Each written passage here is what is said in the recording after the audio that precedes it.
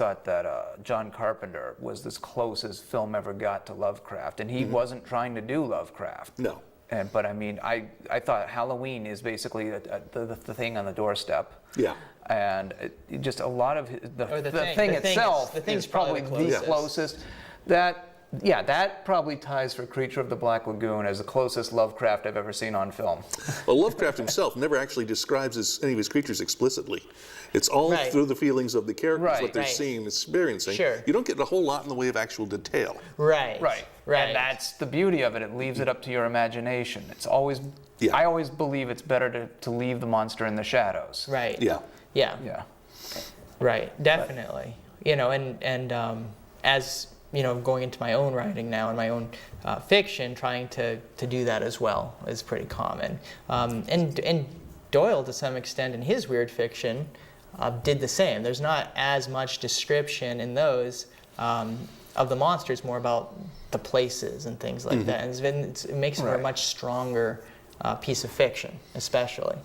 So tell us a little bit more about the anthology you're doing.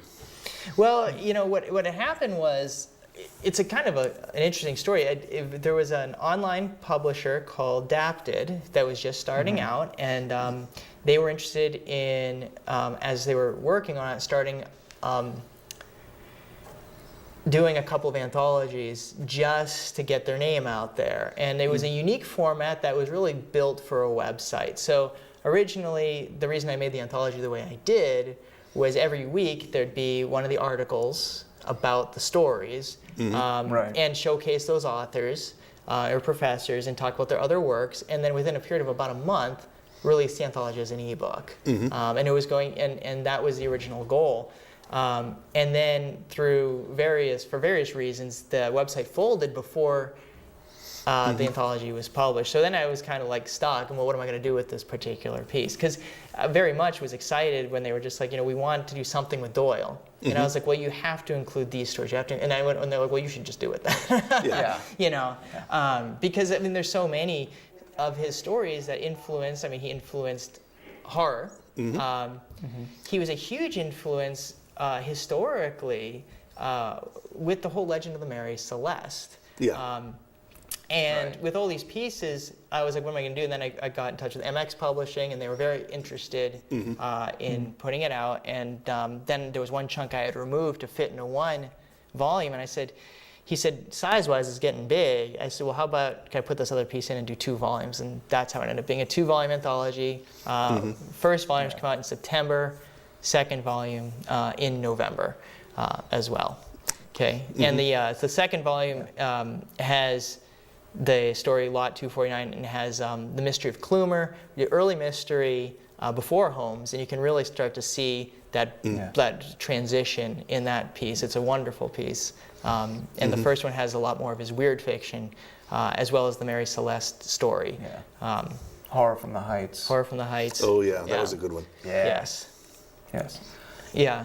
But a lot of people don't know. I mean, the Mary Celeste story is fascinating because Doyle wrote the story, and it, J. Hubbock Jefferson Statement's the name of the story, and it was published in a magazine without, they didn't put the names of who wrote the stories. It was kind of fun to guess, and a lot of people assumed it was Stevenson who had written the story, and it was just going to be a story. But then it got picked up as fact and reported in newspapers. And lo and behold, you know, you can just see it, as I explained in the essay, how that just started spiraling out of control. And in the end, by the 50s, you have aliens abducting the Mary Celeste crew. You have all these crazy things. There's that episode of Doctor Who where it turns out it was the Daleks. It was the Daleks who, You know, and you have these legends of people leaving warm food and lit cigarettes out. And none of this was true, but it was reported as fact. And so that's one of the things I thought was interesting is, I mean, the guy influenced an entire legend based on this one story. Not that he wanted to, but he did. And then there was, again, you mentioned Lot 249. That's basically the genesis of the mummy monster. Mummies as a monster, and that story was pretty much the template for the Universal film, The Mummy. So it's... And Ring of Thoth. Ring of Thoth actually is pretty much straight out of... But yeah, so one of the points of the main point behind the anthology is two things: to get people to know Doyle's fiction beyond the detective work, and second, to put him back on the pedestal of, look, he did all these wonderful pieces of fiction. And even at the last section of the first anthology is a lot of his supernatural pieces, and showing that, you know, he was not crazy. You know, a lot of people, because of the whole fairy thing, have this, you know, think he's a crackpot. Towards the end of his life, he was kind of embarrassing what he'd fall for. Well, yeah, there was a point where he went a little too far. Yeah. But even at the beginning of that, with the mysticism, I mean, there's a lot of people who have very similar beliefs today who still follow. It's actually, paganism is the 5th largest religion in the U.S. It's actually ahead of Buddhism. You know, whether or not, obviously, you know, we take the Lovecraft view that these guys are all, you know, there's nothing to it. Or you take the middle road, or belief that there's something there. The fact of the matter is, today, you know, people still have these beliefs. So why, you know, would Doyle have been more accepted today having these beliefs? Is definitely something to wonder. Well, yeah, I mean, if they'd been on the internet back then, my God. I mean. No, sure, of course, you're right, absolutely. Well, Doyle knew a few things about fooling audiences too. I'm sure you know about the Houdini thing with The Lost World. Right. Yes. Yeah, for those of you who don't know, the original film of The Lost World came out in 1925.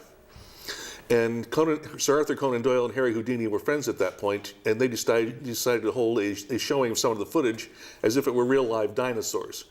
And people dove for it big time. Yeah. Yeah. Well, yeah. And Willis O'Brien is, you know, hey. Sure. Good work.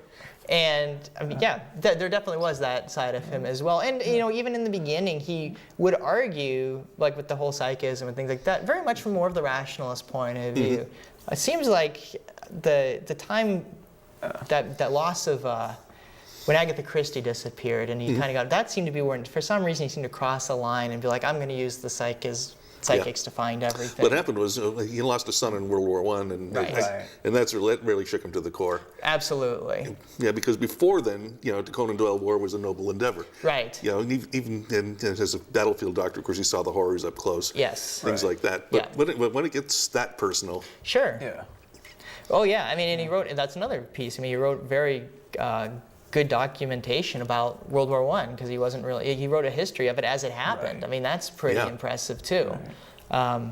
But yeah, he did have the beliefs before that occurred with his son, but you're right, that definitely solidified it, because he had been Catholic, had heard the term agnostic, went in that direction, and then came back to more the spiritualism after his son's death. So yes. Yeah. Well, it's amazing, but we've just evaporated our time. I'd like to thank Elvis Costello. I mean, Thanks.